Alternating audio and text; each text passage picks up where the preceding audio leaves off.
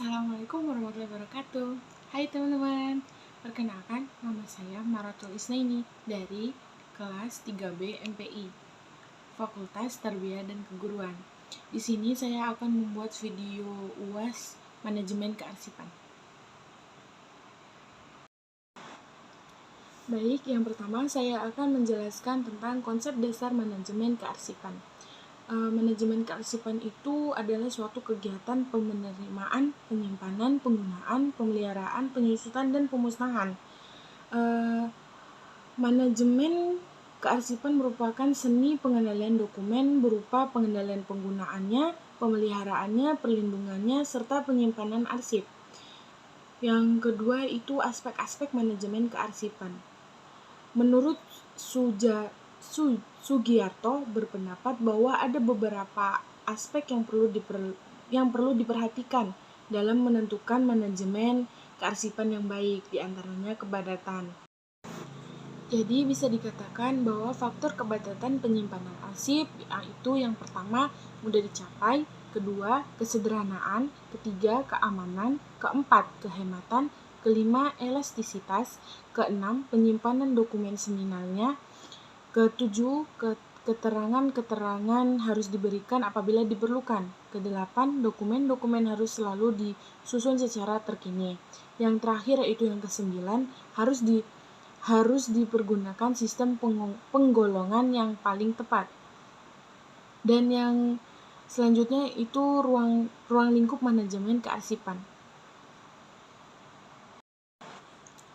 Ruang lingkup dibagi menjadi beberapa tahapan, diantaranya yang pertama penciptaan arsip.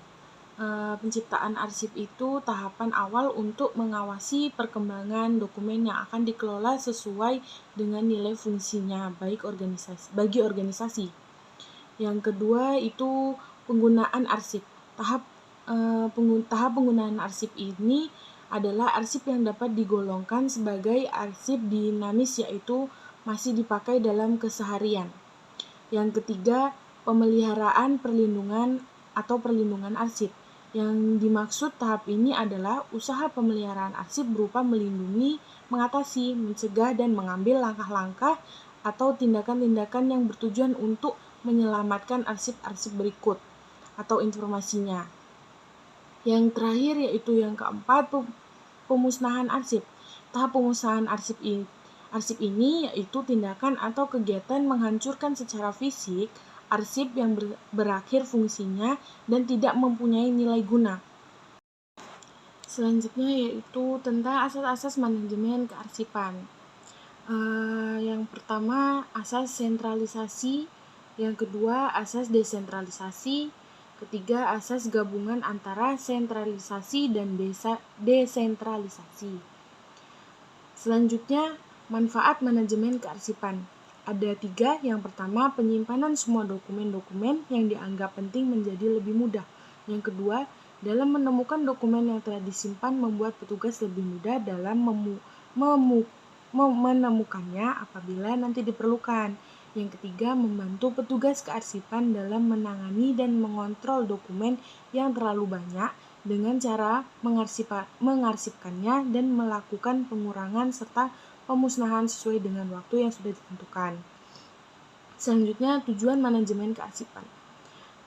Tujuannya yaitu mengutamakan perlunya pengadaan dan pengamanan informasi yang cepat dan tepat agar pengambilan keputusan pimpinan, instansi, serta mengurangi biaya operasional yang dikeluarkan.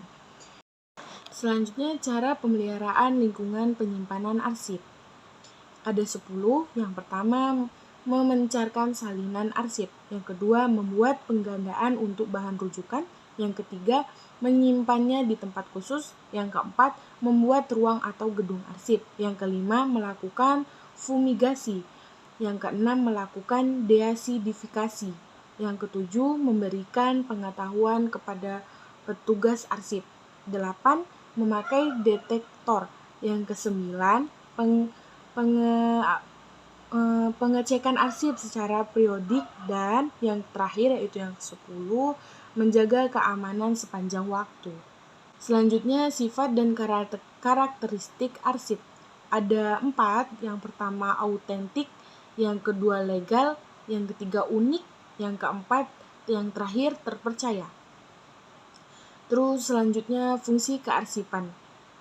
Fungsi kearsipan dibagi menjadi 2. Yang pertama fungsi primer arsip. Berdasarkan kepentingan fungsi arsip ialah untuk menunjang pelaksanaan atau setelah kegiatan pengarsipan selesai. Yang kedua fungsi sekunder arsip. Fungsi lain dari arsip juga bisa digunakan sebagai kepentingan pelaksanaan atau instansi. Selanjutnya itu jenis-jenis arsip. Jenis-jenis arsip yang pertama menurut subjek atau isinya, yaitu arsip kepegawaian, misalnya data riwayat hidup pegawai. Yang kedua arsip keuangan, misalnya laporan keuangan. Yang ketiga arsip pemasaran, misalnya surat penawaran, surat pesanan, surat perjanjian atau penjualan ya. Yang keempat arsip pendidikan, misalnya kurikulum, satuan pelajaran, kehadiran siswa, raport, transkrip mahasiswa, dan sebagainya. Selanjutnya prosedur penyimpanan arsip. Ketiga. Yang pertama itu penyimpanan sementara file tertunda. Yang kedua file permanen langkah-langkah atau standar prosedur. Yang ketiga syarat-syarat petugas kearsipan. Selanjutnya saya akan menjelaskan tentang konsep pengorganisasian arsip. Apa sih pengorganisasian arsip itu? Ada 3 sistem pengorganisasian penyimpanan arsip atau dokumen yang dapat dipertimbangkan oleh suatu organisasi, yaitu penyimpanan terpusat atau sentralisasi, penyimpanan di tiap unit atau desentralisasi, dan penyimpanan kombinasi kedua sistem. Kemudian konsep sentralisasi arsip, keuntungan dan kerugian arsip. Berikut beberapa keuntungan asas sentralisasi antara lain. Yang pertama mencegah duplikasi, yang kedua layanan lebih baik, yang ketiga adanya keseragaman, yang keempat menghemat waktu, yang kelima menghemat ruangan, peralatan, dan alat tulis kantor, yang keenam jasa kepada bagian lain, yang ketujuh memungkinkan pengamanan yang lebih terpadu, yang kedelapan adanya keseragaman dalam penanganan pendidikan, dan yang terakhir yaitu pelayanan dokumen di bawah satu atap. Ada beberapa keuntungan dari penggunaan asas ini, antara lain yang pertama dekat dengan penggunaan, yang kedua asas ini sangat cocok bila informasi rahasianya yang berkaitan dengan sebuah bagian disimpan di bagian bersangkutan. Yang ketiga hemat waktu dan tenaga dalam pengangkutan berkas. Yang keempat petugas dapat mengonsentrasikan diri khusus pada pekerjaan kearsipan. Yang kelima, kantor hanya menyimpan satu arsip. Yang keenam, sistem penyimpanan dari berbagai macam arsip dapat diseragamkan. Yang ketujuh, struktur organisasi menjadi luas ya gitu. Yang kedelapan, penyebaran beban di kantor lebih baik sehingga dapat menghemat biaya pelaksanaan pekerjaan. Yang kesembilan, memberikan kemungkinan bagi pelaksanaan pengkajian biaya. Yang ke-10 memungkinkan membuat program pelatihan. Selanjutnya pengertian konsep desentralisasi arsip, keuntungan dan kerugian arsip. Keuntungan desentralisasi arsip 3. Yang pertama dekat dengan pemakaian. Yang kedua sistem ini sangat cocok bila informasi rahasia yang berkaitan dengan sebuah bagian. Yang ketiga sistem ini juga akan menghemat waktu dan tenaga dalam pengangkutan berkas. Kerugian desentralisasi arsip itu pertama pengawasan relatif lebih sulit untuk dilakukan, kedua karena banyak duplikasi atas dokumen yang sama.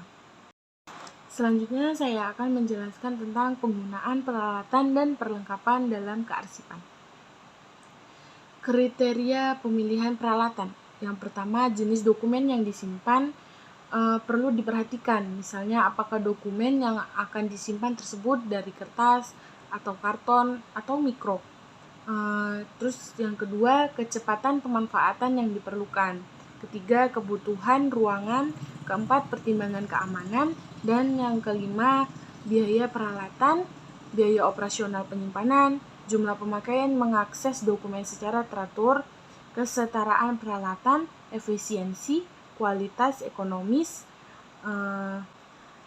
Selanjutnya, perlengkapan penyimpanan. Perlengkapan penyimpanan itu bahan pendukung yang digunakan dalam kegiatan kearsipan, yang biasanya merupakan bahan yang tidak tahan lama penggunaan relatif singkat, seperti kartu indeks, label, kartu tunjuk, lembar pinjaman arsip atau outslip, penjepit kertas, alat tulis kantor. Selanjutnya, manfaat manajemen kearsipan. Ada 3. Yang pertama, penyimpanan semua dokumen-dokumen yang dianggap penting menjadi lebih mudah. Terus yang kedua, dalam menemukan dokumen yang telah disimpan membuat petugas lebih mudah dalam menemukannya apabila nanti diperlukan. Yang ketiga, membantu petugas kearsipan dalam menangani dan mengontrol dokumen yang terlalu banyak. Selanjutnya, tujuan manajemen kearsipan. Tujuannya yaitu mengutamakan perlunya pengadaan dan pengamanan informasi yang cepat dan tepat agar pengambilan keputusan pimpinan instansi serta mengurangi biaya operasional yang dikeluarkan. Selanjutnya, kriteria pemilihan peralatan kearsipan. Ada 7. Yang pertama itu jenis dokumen yang disimpan, kecepatan pemanfaatan yang diperlukan, kebutuhan ruangan, pertimbangan keamanan, biaya peralatan, biaya operasional penyimpanan, jumlah pemakaian yang mengakses dokumen secara teratur. Selanjutnya, prosedur pemeliharaan arsip. Pemeliharaan arsip yaitu usaha penjagaan arsip agar kondisi fisiknya tidak rusak selama masih mempunyai nilai guna. Penyebab kerusakan arsip itu sendiri yaitu faktor intrinsik dan faktor ekstrinsik. Selanjutnya, cara pemeliharaan arsip. Menjaga arsip dari kerusakan-kerusakan seperti yang disebabkan dari dalam, yaitu kerusakan kertas, kerusakan tinta, kerusakan pasta atau lem. Terus cara menjaga arsip dapat dikatakan seluruh fisik arsip terbuat dari kertas. Oleh karena itu, pemeliharaan dan pengamanan bahan arsip harus dilakukan mengingat kertas sangat rentan terhadap berbagai macam faktor kerusakan. Penyebab kerusakan arsip itu yang pertama faktor biologis atau jamur, serangga. Terus faktor fisik kayak cahaya, panas, air, faktor kimiawi atau zat kimia. Terus faktor bencana. Selanjutnya, cara pemeliharaan lingkungan penyimpanan arsip.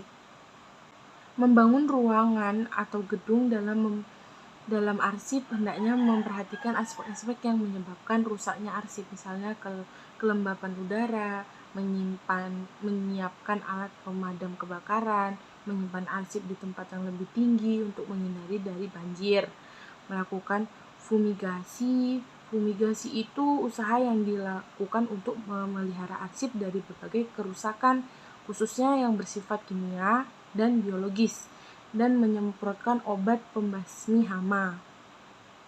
Selanjutnya, pengelolaan arsip. Ada 4 golongan arsip. Penggolongan arsip. Yang pertama, arsip tidak penting. Kedua, arsip biasa, arsip penting, dan yang terakhir yaitu arsip sangat penting. Selanjutnya, sistem penyimpanan arsip. Yang pertama, sistem abjad. Yang kedua, sistem nomor. Yang ketiga, sistem geografis. Yang keempat, sistem subjek. Yang terakhir, sistem kronologis. Selanjutnya, alat penyimpanan arsip. Alat penyimpanan arsip terdiri dari map arsip atau folder, terus almari arsip, atau filing, ya terus rak arsip, kotak atau lemari arsip, berkas peringatan atau tickler file, terus kotak arsip atau file box, terus rak sortir. Selanjutnya saya akan menjelaskan tentang pengawasan pemakaian arsip. Pengertian pengawasan arsip. Dengan demikian, pengawasan pada hakikatnya merupakan tindakan membandingkan antara hasil dan kenyataan atau desain dengan hasil yang diinginkan. Pengawasan merupakan fungsi manajerial yang keempat setelah perencanaan, pengorganisasian, dan pengarahan. Pengawasan itu suatu upaya yang sistematik untuk menetapkan kinerja, standar, dan perencanaan untuk merancang sistem umpan balik informasi. Selanjutnya, pemakaian arsip di sekolah. Ada 3 penerapan. Yang pertama, melayani pelaksanaan sesuatu pekerjaan operatif dengan menyediakan berbagai keterangan yang diperlukan. Yang kedua, menyediakan keterangan-keterangan bagi pucuk pimpinan untuk membuat keputusan atau melakukan tindakan yang tepat. Yang ketiga, melancarkan kehidupan dan perkembangan sebuah organisasi sebagai suatu keseluruhan. Selanjutnya, pelayanan arsip sekolah. Yang pertama, penggunaan atau peminjaman. Yang kedua, berkaitan dengan berlakunya UU, keterbukaan informasi publik. Dan yang ketiga, berdasarkan Undang-Undang Nomor 43 Tahun 2009 tentang Kearsipan Pasal 44.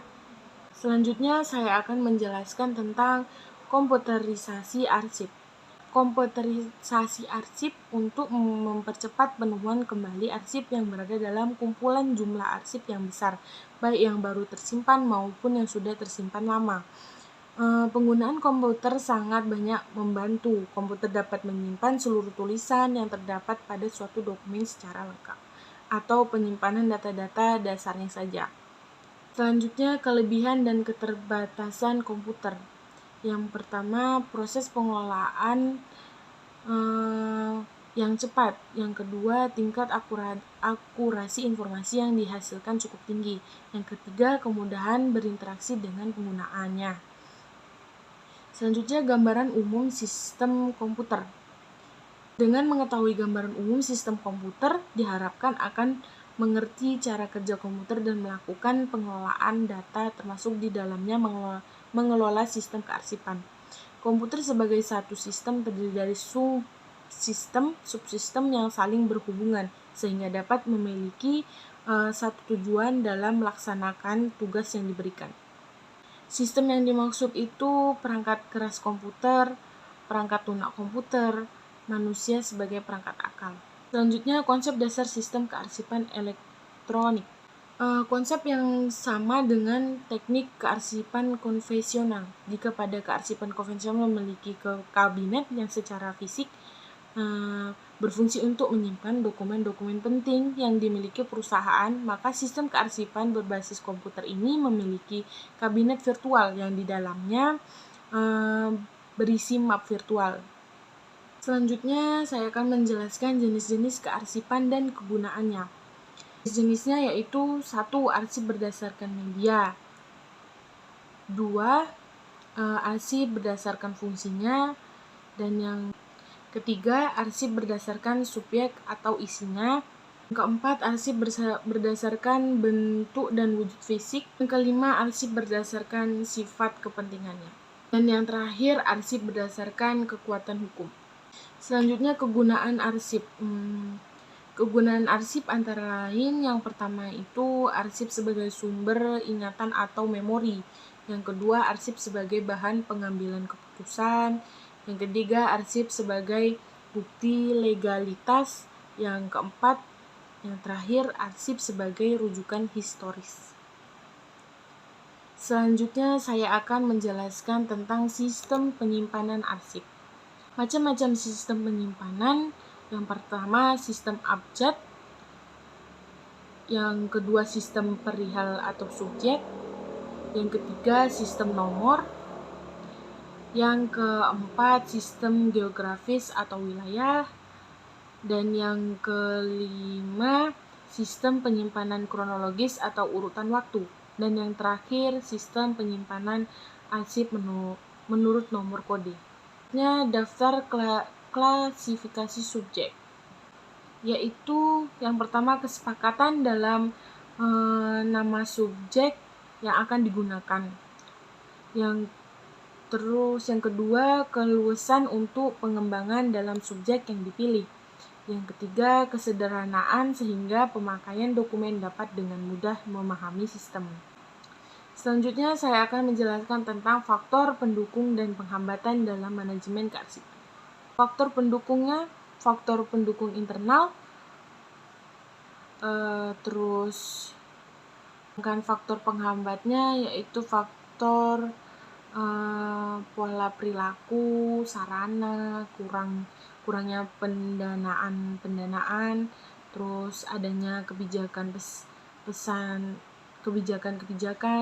dan selanjutnya manajemen kearsipan. Manajemen kearsipan itu pelaksanaan fungsi-fungsi manajemen dalam rangka mengelola keseluruhan daur hidup arsip. Selanjutnya, peraturan dan perundang-undangan tentang kearsipan dan contohnya. Arsip merupakan salah satu aspek penting dalam menghadapi era globalisasi, penyelenggaraan kearsipan yang belum terpadu dan undang-undang sebelumnya. Undang-Undang Nomor 7 Tahun 1971 yang perlu disesuaikan dengan perkembangan zaman demi kebersaksaraan informasi dan lingkungan masyarakat. Struktur komponen yang menyusun bentuk UUK dan UUKIP antara keterbukaan informasi dan kearsipan pada dasarnya sama terdiri dari konsideran yang berisi pertimbangan dan landasan hukum. Selanjutnya, keputusan yang menyediakan dua pilihan, yakni antara pencabutan undang-undang sebelumnya dan penetapan undang-undang yang berlaku sekarang. Saya akan menjelaskan tentang standarisasi manajemen kearsipan. Yang pertama, standar karakteristik arsip. Antara lain otentik, legal, unik, reliable. Kedua, standar organisasi kearsipan. Yang pertama, sistem sentralisasi, sistem desentralisasi, sistem hubungan antara sentralisasi dengan desentralisasi. Yang ketiga, standar gedung penyimpanan arsip. Selanjutnya, peranan dan jenis arsip. Jenis arsip menurut undang-undang, yang pertama arsip dinamis atau dokumen, yang kedua arsip statis. Selanjutnya, fungsi arsip. Fungsi arsip menurut undang-undang itu yang pertama arsip dinamis. Arsip dinamis itu meliputi dokumentasi prosedur, formulir, ataupun korespondensi, contoh pendoman staf, dan lain-lain. Selanjutnya, saya akan menjelaskan penyusutan dan pemusnahan arsip. Penyusutan arsip itu merupakan salah satu bagian penting dalam pengelolaan arsip. Dapat dikatakan penting karena setiap organisasi atau lembaga pasti memiliki arsip-arsip yang tidak memiliki nilai guna dan akan membuat permasalahan jika terus didiamkan. Selanjutnya, pengertian jadwal retensi arsip JRA. Menurut Undang-Undang Republik Indonesia menjelaskan bahwa JRA, jadwal retensi arsip, yaitu daftar yang berisi sekurang-kurangnya jangka waktu penyimpanan atau retensi. Kegiatan pemusnahan arsip. Kegiatan pemusnahan arsip ini merupakan upaya untuk mengurangi jumlah arsip yang tercipta selama organisasi atau lembaga melaksanakan fungsinya. Selama itu pula arsip akan senantiasa tercipta. Sekian penjelasan dari semua materi dari kelompok 1 sampai kelompok akhir. Semoga teman-teman dapat memahami ya. Sekian dari saya. Wassalamualaikum warahmatullahi wabarakatuh.